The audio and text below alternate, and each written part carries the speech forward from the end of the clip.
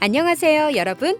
오늘은 불법 스팸에 대한 정의를 다시 한번 짚어보면서 만약 불법 스팸을 전송한 경우 불법 스팸 관련 수사 및 행정처분이 어떻게 이루어지는지 알려드리고자 합니다. 그럼 불법 스팸에 대한 정의, 수사와 행정처분 절차, 사례를 확인해 보도록 하겠습니다. 여러분의 노력과 역할이 정보통신망의 안정과 이용자 보호에 얼마나 중요한지 영상을 통해 함께 확인해 보시죠. 오늘의 교육의 목차입니다.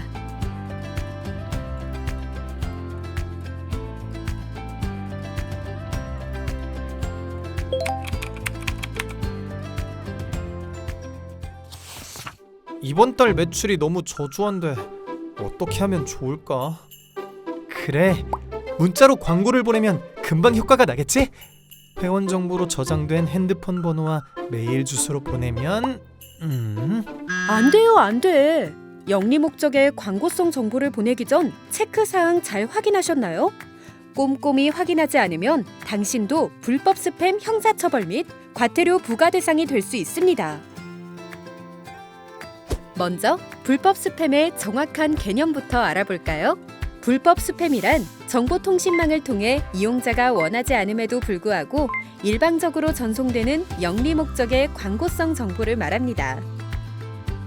법률적으로는 정보통신망 이용 촉진 및 정보보호 등에 관한 법률 제50조부터 제50조의 8의 규정을 위반하여 전송 또는 게시되는 영리 목적의 광고성 정보를 통틀어서 불법 스팸이라 하는데요.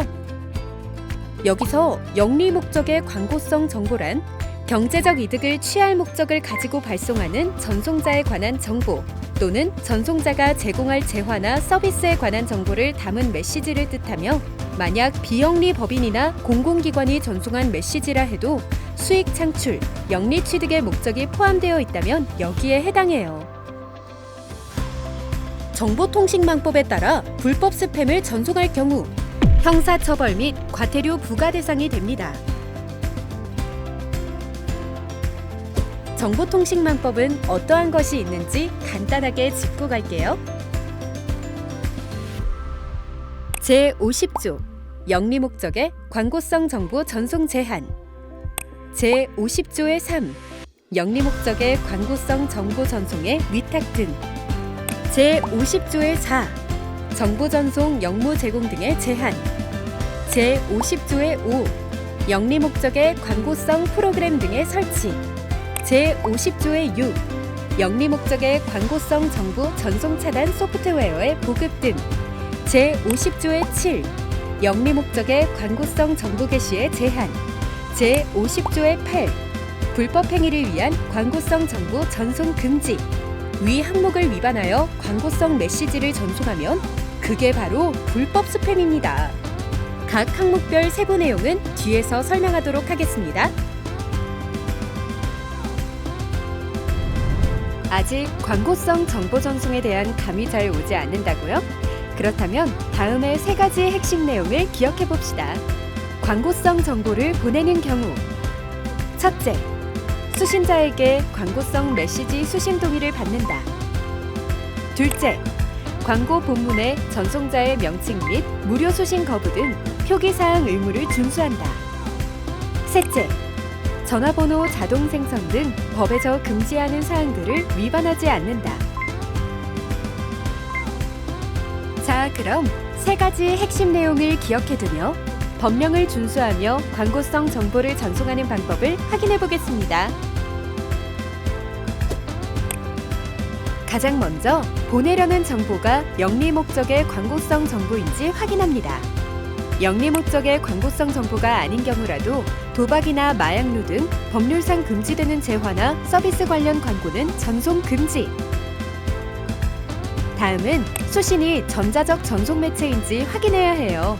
오프라인을 통한 광고는 법령 적용 대상이 아닙니다. 그리고 수신자로부터 사전 동의를 받아야 해요.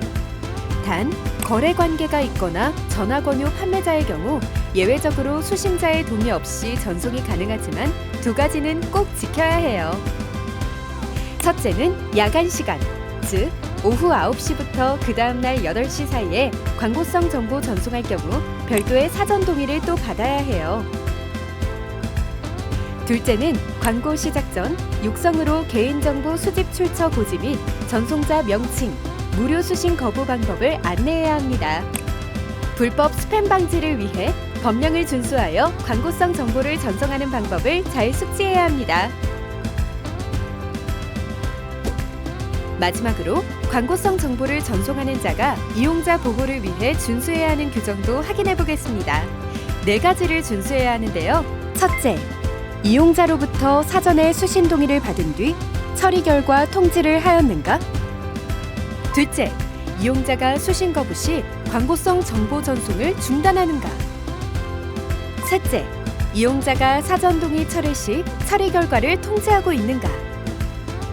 넷째, 2년마다 수신 동의 유지 여부를 확인하고 있는가? 지금까지 간략하면서 핵심적인 법령 내용을 안내해드렸습니다. 자, 그럼 광고성 정보를 전송할 경우 준수해야 하는 정보통신망법 제50조 제1항부터 제50조의 8까지의 내용을 화면에서 다시 한번 확인한 후 법령을 준수하지 않고 광고성 문자를 전송한 경우 어떻게 되는지 알아보겠습니다.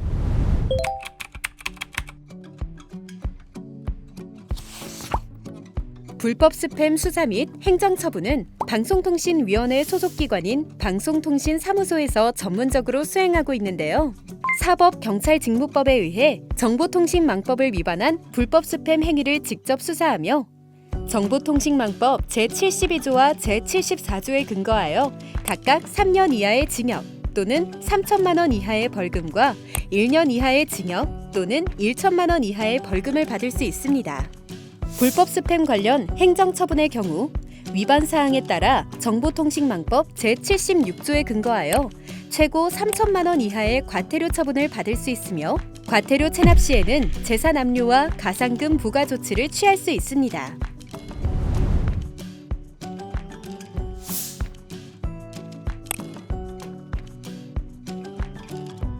자, 그럼 신고된 불법 스팸은 어떻게 처리될까요? 먼저 한국인터넷진흥원에서 스팸 신고 접수를 받습니다. 그 후 접수된 스팸이 불법성이 있는지 담당자를 배정하여 정보통신망법 위반 여부를 사실조사해요. 조사 결과에 따라 통신사업자에게 이용 제한 요청을 할 수 있어요.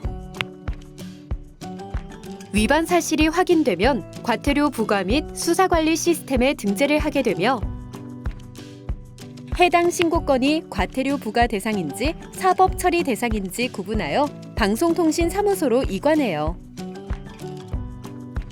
과태료 부과 대상인 경우 사전 통지 후 개인 또는 법인 사업자에게 과태료를 부과하고 사법 처리 대상인 경우 증거 확보, 현장 수사를 거쳐 피의자 검거와 신문 조서를 작성 후 검찰 송치를 진행해요.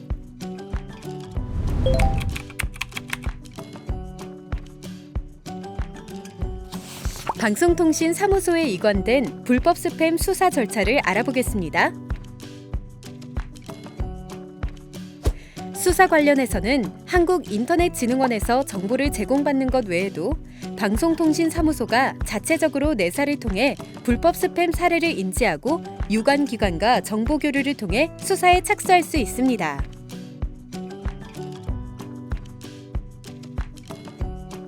자료 조사를 거쳐 수사를 진행하다 보면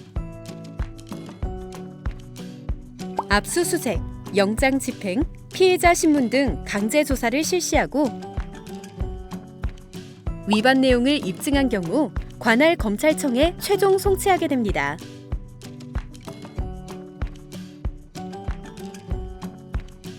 그럼 형사처벌을 받는 불법 스팸 수사 대상은 어떤 경우에 해당할까요?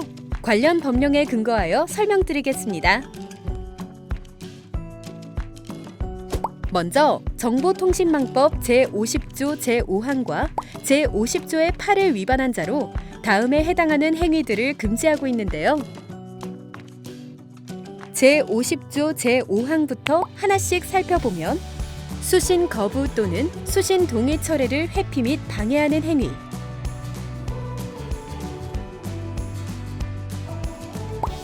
숫자, 부호 또는 문자를 조합하여 수신자의 연락처나 전자우편 주소를 자동으로 생성 또는 연락처 및 전자우편 주소를 자동으로 등록하는 행위. 대포폰 등 광고성 정보 전송자의 신원이나 광고 전송 출처를 감추기 위한 각종 행위.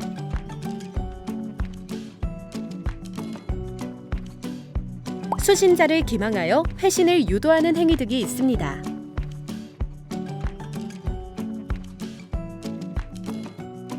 다음 제50조의 8을 위반하여 불법 행위를 위한 광고성 정보를 전송한 경우 불법 스팸 수사 대상이 됩니다. 지금 보고 계시는 것처럼 도박 불법 대출, 불법 의약품, 성매매, 청소년 유해물 등을 위한 모든 불법 정보 유통이 이에 해당합니다.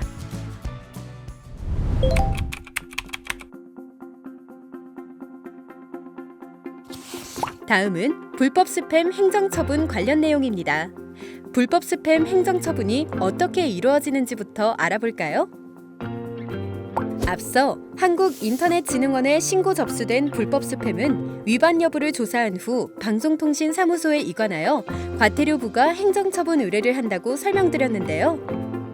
이관된 조사 자료는 방송통신사무소에서 위반 내용이 적절한지 다시 한번 검토하며 필요한 경우 한국인터넷진흥원에 추가 자료 및 재조사를 요청할 수 있습니다.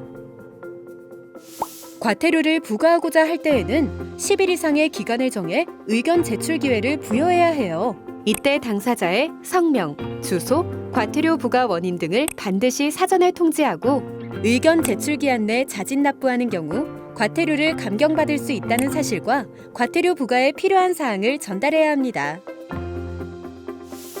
의견서가 접수되면 이를 참고하여 위반 여부를 검토합니다. 당사자가 제출한 의견에 상당한 이유가 있는 경우 과태료를 부과하지 않을 수 있으며 입증 자료가 충분하지 않거나 제출하지 않았을 경우 행정처분에 따르도록 합니다.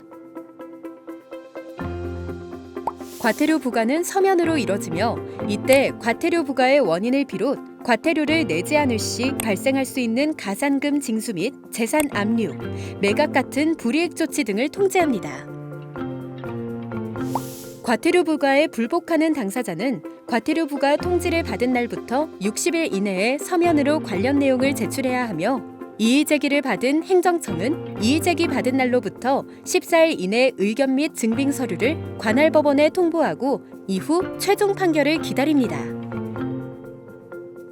다음은 불법 스팸 행정처분 대상자 안내입니다. 1.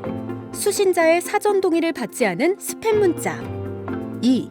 표기 의무를 위반한 스팸 문자. 3. 한밤중에 보내는 스팸 문자. 4. 수신 거부, 수신 동의 철회 시 비용이 발생하는 경우 모두 불법 스팸 행정처분 대상자에 해당합니다. 그럼 관련 법령을 보며 어떤 경우 불법 스팸 과태료를 부과하는지 자세히 설명드리겠습니다. 가장 기본적인 내용이죠. 정보통신망법 50조 제1항에 근거하여 전자적 전송 매체를 이용한 광고성 정보에 대한 수신자의 사전 동의 없는 모든 광고 전송은 금지됩니다. 다음 제2항 수신 거부 및 사전 동의 철회자에 대한 광고 전송을 금지하고 있습니다. 다음은 제3항 오후 9시부터 다음날 아침 8시까지 별도 동의 없는 광고 전송을 금지하고 있는데요. 주로 대리운전이나 야간에 영업하는 업종의 광고 전송을 제재하기 위해 만들어진 법령입니다. 제4항 광고성 정보 전송 시 표시 의무 사항에 대한 내용입니다. 올바른 광고 문자의 예시를 보면 광고 문자 시작 부분에 소가로에 넣은 광고 문구를 반드시 표기해야 합니다. 변칙 표기는 금물, 광고 문자 전송자의 명칭 및 연락처를 표시하며 광고 문자 끝부분에 수신 거부 또는 수신 동의 철회 의사표시 조치와 그 방법에 관한 사항을 표기해야 합니다. 이어서 제6항에서 더 알아보면 수신 거부 및 수신 동의 철회 시 수신자 비용 발생을 금지하고 있어 반드시 무료 수신 거부 문구와 080 번호를 표시해야 한다는 점 꼭 기억해 주세요. 제7항으로 넘어가 사전 수신 동의, 수신 거부 의사, 수신 거부 또는 수신 동의를 철회한 경우 반드시 14일 이내 처리 결과를 알려줘야 합니다. 다음은 제8항입니다. 수신 동의를 받았더라도 2년마다 정기적으로 수신 동의 여부를 확인해야 합니다. 그리고 제50조의 4, 제4항과 50조의 5는 정보통신 서비스 제공자에 대한 내용이고요. 마지막 제50조의 7, 제1항, 제2항 인터넷 홈페이지 운영자의 사전 동의를 받아야 하며 거부 의사에 반하는 영리 목적의 광고성 정보 게시를 금지하고 있습니다.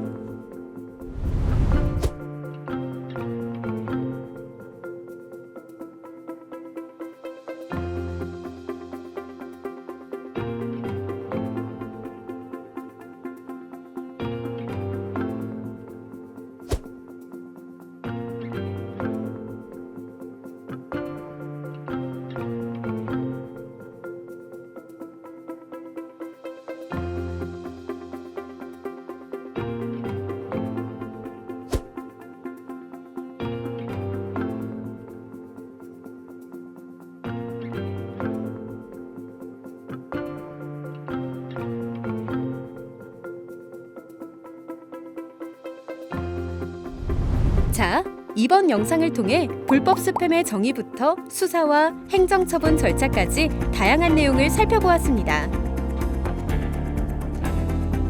여러분이 매일 불법 스팸 근절을 위해 노력하고 있기에 더 안전하고 건전한 통신 환경 속에서 이용자들이 보호받을 수 있습니다.